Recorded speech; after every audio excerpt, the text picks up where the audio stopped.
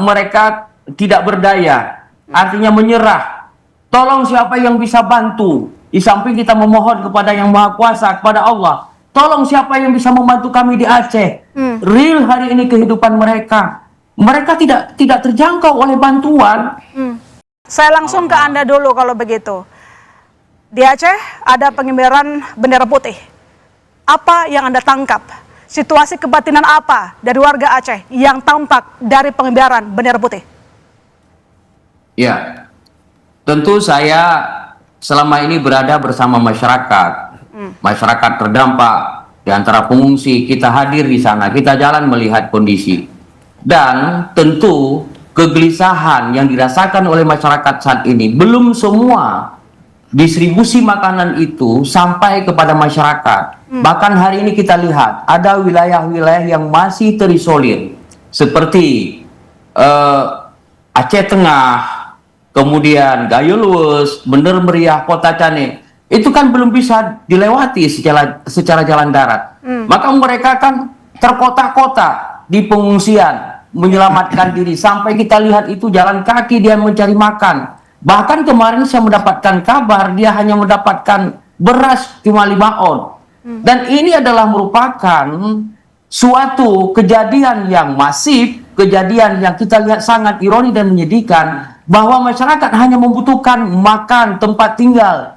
Tapi hari ini kan lulu lantak semua kondisi yang ada di Aceh. Ini adalah refleksi daripada masyarakat Aceh yang saat ini ditimpa musibah dan belum hadir bantuan secara langsung yang dirasakan oleh masyarakat. Itu, Mbak Ilona. Artinya pengibaran bendera putih adalah bentuk kekecewaan, protes, atau menyerah dengan keadaan? Ini adalah mereka tidak berdaya, artinya menyerah. Tolong siapa yang bisa bantu? Di samping kita memohon kepada Yang Maha Kuasa, kepada Allah, tolong siapa yang bisa membantu kami di Aceh. Real hari ini kehidupan mereka tidak terjangkau oleh bantuan. Dan tidak terbantu oleh bantuan. Artinya menurut Anda kalau tidak terjangkau bantuan, sudah saatnya pemerintah membuka gerbang untuk bantuan asing, Pak Sudirman? Tentu begini, Mbak Ilona, pengalaman kita masa tsunami dulu, ini adalah masalah kemanusiaan. Masalah kemanusiaan ini harus dikedepankan. Bantuan siapapun yang memberikan tentu kita wajib menerima, karena ini persoalan kemanusiaan, persoalan masyarakat. Masyarakat kita membutuhkan makan, membutuhkan kehidupan, membutuhkan tempat tinggal yang luluh lantak akibat banjir bandang ini. Ini mohon pemerintah membuka mata hati dalam hal ini demi masyarakat Aceh. Baik. Kami sangat bersedih di sini. Ya, kita sama-sama sedih semuanya, Pak. Saya ke Pak Trubus kalau begitu. Bagaimana Anda melihat kebijakan pemerintah yang masih menutup bantuan terhadap bantuan asing, sementara disampaikan dari DPD Aceh bahwa mereka masih membutuhkan, banyak masyarakat belum menerima bantuan. Mereka kelaparan loh, Pak. Iya, kalau dari sisi kebijakan publik, tentu ini kebijakan ada di kewenangan Presiden. Dalam hal ini Presiden mengatakan merasa mampu. Karena mampu berarti tidak perlu ada bantuan asing. Itu kan pertimbangannya. Akan tetapi kalau melihat realitas yang ada, nah ini kan persoalannya kalau bantuan itu kaitannya adalah soal kemanusiaan itu disebut. Karena kemanusiaan berarti urusannya adalah dengan realitas yang ada di lapangan. Nah, realitas di lapangannya adalah masyarakat sangat membutuhkan.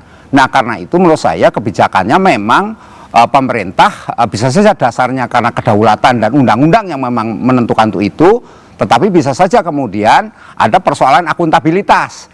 Nah, kalau akuntabilitas berarti pemerintah harus mempertimbangkan apa yang terjadi di lapangan. Dalam hal ini ya membuka dengan cara seperti yang pada umumnya dilakukan. Karena sebelumnya bukan hal yang baru, ini dulunya sudah pernah kita saat di Palu, kejadian di Palu kita juga menerima bantuan gitu. Jadi hal ini tidak ada sesuatu yang baru gitu. Artinya sesuatu yang aneh juga enggak gitu. Nah, cuman persoalannya kemudian ketika pemerintah mengatakan belum bisa menerima, nah ini kan sesuatu yang sifatnya kebijakan sudah bersifat top down gitu. Jadi karena top down sebagai pegangan, maka yang ada masyarakat hanya pasrah menerima, kan artinya kita menunggu negara bagaimana istilahnya kan dua hal itu, satu soal rekonstruksi, yang kedua soal rehabilitasi dengan anggaran yang sudah disebutkan sampai 60 triliun itu. Nah, ini kan hal-hal yang harusnya segera menjadi pertimbangan ketika memang tidak mampu atau memang tidak bisa dilakukan, ya harusnya diberi penjelasan. Jangan sampai masyarakat kemudian bereaksi sendiri-sendiri yang pada akhirnya istilahnya mempengaruhi trust masyarakat terhadap pemerintah yang ada dalam hal penanganan ini. Artinya bencana. mana dulu yang kita dahulukan, kemanusiaan atau otoritas? Kalau dalam konteks ini, karena ini sifatnya bencana itu kan istilahnya darurat atau juga force major, ya kan, berarti yang harus didahulukan ya kemanusiaannya, karena ini kan persoalannya bagaimana menyelamatkan. Nah, kalau kita lihat pemerintah sudah berupaya untuk melakukan berbagai hal. Memang karena cakupan wilayah yang terdampak itu sangat luar biasa, maka yang terjadi kemudian ketika berusaha untuk menyelamatkan, masih banyak daerah yang terisolir. Sampai hari ini masih ada yang belum menerima bantuan, masih belum tersentuh kesehatan, apalagi kesehatan juga nggak ada, obat-obatan juga nggak ada, dan berbagai hal sama apalagi air bersih, hal-hal itu padahal ini sudah 1 bulan. Akan tetapi persoalannya kemudian ketika otoritas mengatakan bahwa ini sesuatu dalam kebijakan publik ini memang istilah politik kebeli saya, ya artinya ya itu sesuatu yang harus diterima, bahwa hal ini harus sesuatu yang diterima, masyarakat harus pasrah apa kata otoritas. Kalau memang seperti itu, tetapi ini soal kemanusiaan. Kalau begitu nanti berkepanjangan, artinya kemanusiaannya itu menjadi hal yang sangat kompleks, karena itu menyangkut bagaimana para masyarakat, itu artinya korban, itu dihadapkan oleh kesulitan yang berkepanjangan, yang harusnya inilah kemudian pemerintah cari solusi. Pemerintah itu pengertiannya tidak hanya pemerintah pusat, karena di Undang-Undang 24 ada pemerintah daerah yang tanggap darurat di situ, bertanggung jawab artinya untuk kabupaten kota, plus di atasnya adalah provinsi. Nah, ini bagaimana mereka duduk bareng, karena kalau masyarakat kan tahunya kami menerima bantuan, kami menerima segera ditolong. Nah, ini persoalannya dari sisi publiknya, maka segeralah kemudian pemerintah harus istilahnya cawe-cawe segera mengatasi semua, dan bantuan yang istilahnya mau dikasih dari negara lain, ya seperti biasa kita negara juga membantu negara lain, terima harusnya saja. kita biasa saja gitu, yang kita terima gitu. Baik, Mas Danang, penderitaan berkepanjangan membuat masyarakat di Aceh mengibarkan bendera putih, sementara bantuan belum merata, asing nggak boleh kasih, belum diterima lah begitu. Bagaimana benang merahnya Anda melihat dengan kebijakan yang diambil oleh pusat? Ya, ini jelas sekali tampak betapa kacau balau nih manajemen bencana. Banyak kontradiksi dan kekacaubalauan. Padahal sebetulnya kita punya banyak pengalaman, kita punya banyak praktek terbaik ya, karena tsunami Aceh itu kan kita relatif dianggap berhasil gitu. Ada banyak orang yang dulu terlibat di Aceh mestinya dilibatkan. Kita nggak tahu nih siapa yang mengkoordinir penanganan bencana ini. Ini yang saya lihat ini kan lebih kepada pemerintah menjadi tampak marah-marah gitu, dikritik tidak bisa gitu ya, ditunjukkan persoalannya seperti menafikan ada persoalan dan simpang siur semua ini. Dari pernyataan menteri satu dan menteri yang lain itu simpang siur. Ini artinya bahwa memang harus ada yang mengkoordinir semuanya, termasuk juga urusan dengan bantuan luar negeri. Ini akan pada masa darurat ini kan yang utama adalah paling cepat. Siapa yang paling cepat bisa bisa mendistribusikan bantuan ke yang paling membutuhkan. Ingat ya, korban terbesar itu bukan hanya pada saat banjirnya, tapi setelah banjirnya ini justru masa kritis. Jadi Anda melihat tidak ada komando yang tepat dalam menangani bencana saat ini? Tidak ada komando di lapangan, ini kelihatan sekali. Maunya Pak Prabowo Presiden mau mengemando sendiri, tapi kan tidak jalan gitu ya. Dan saya kira ini persoalan yang menurut saya sangat serius, karena sepertinya pemerintah mau ambil sendiri ini ya. Jadi agak sensitif ketika kemarin ada influencer Ferry Irwandi bahwa bantuan ini ada sebagian yang marah-marah, ada menteri yang nggak terima gitu ya.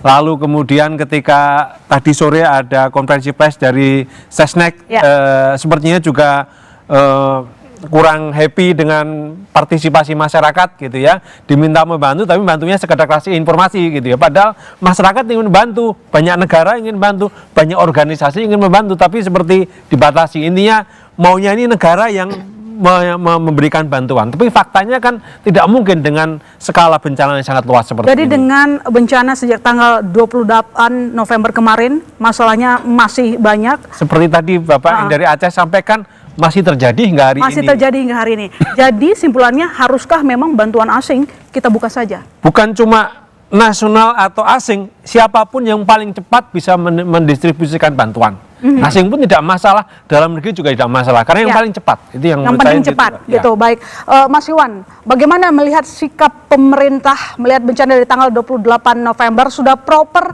atau belum? Masih banyak yang perlu dikoreksi, ditambah sekarang masyarakat di Aceh mengibarkan simbol bendera putih. Ya, sebenarnya saya melihat memang ada kesalahan komunikasi dari awal. Dari pas bencana itu terjadi, itu kan yang muncul duluan adalah Kepala BNPB memberikan komunikasi yang itu membuat marah masyarakat.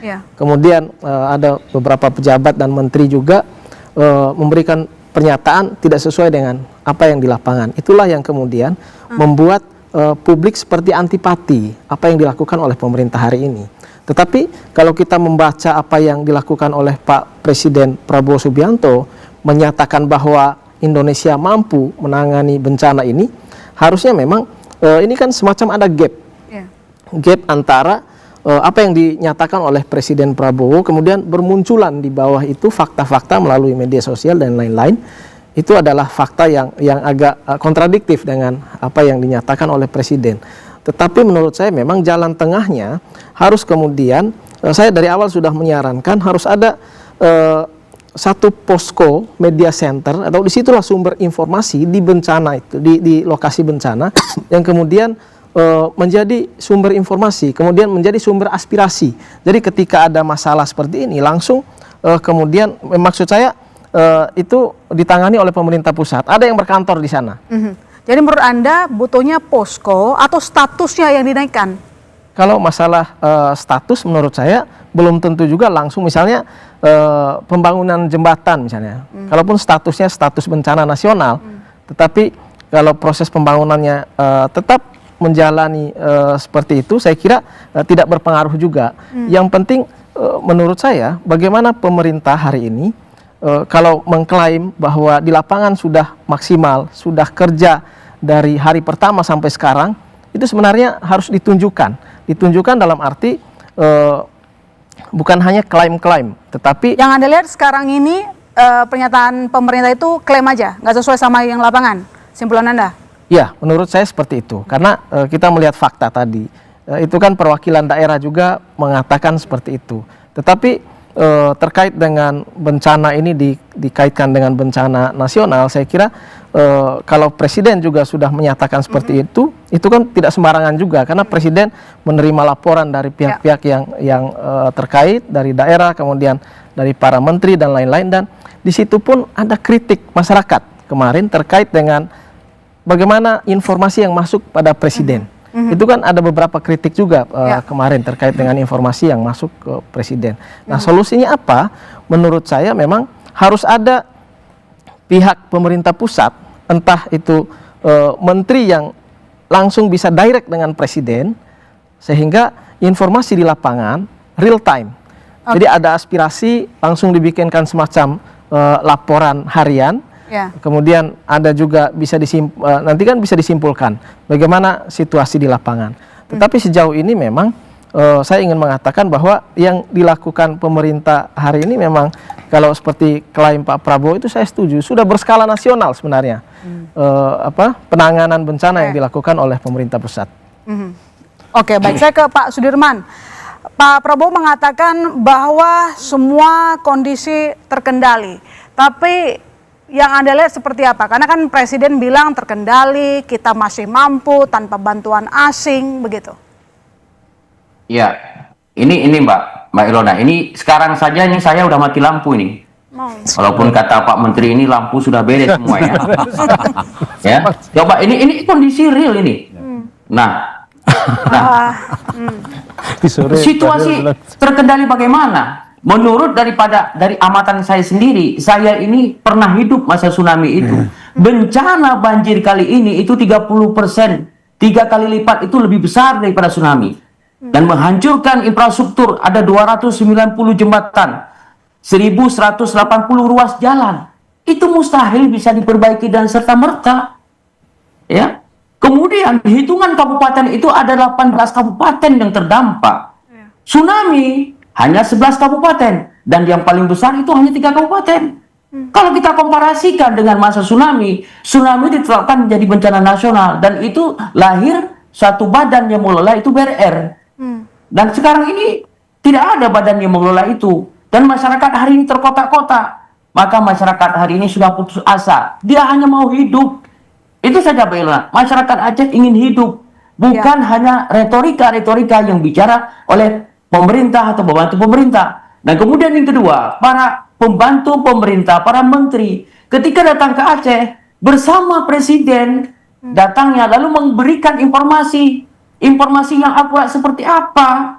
Kalau memang mau ingin informasi yang akurat, setidaknya seminggu sebelum presiden datang, ia datang dulu ke Aceh, melihat kondisi Aceh, melakukan survei, melakukan pendalaman terhadap kondisi yang ada di Aceh. Itu real, baru real. Begitu Mbak.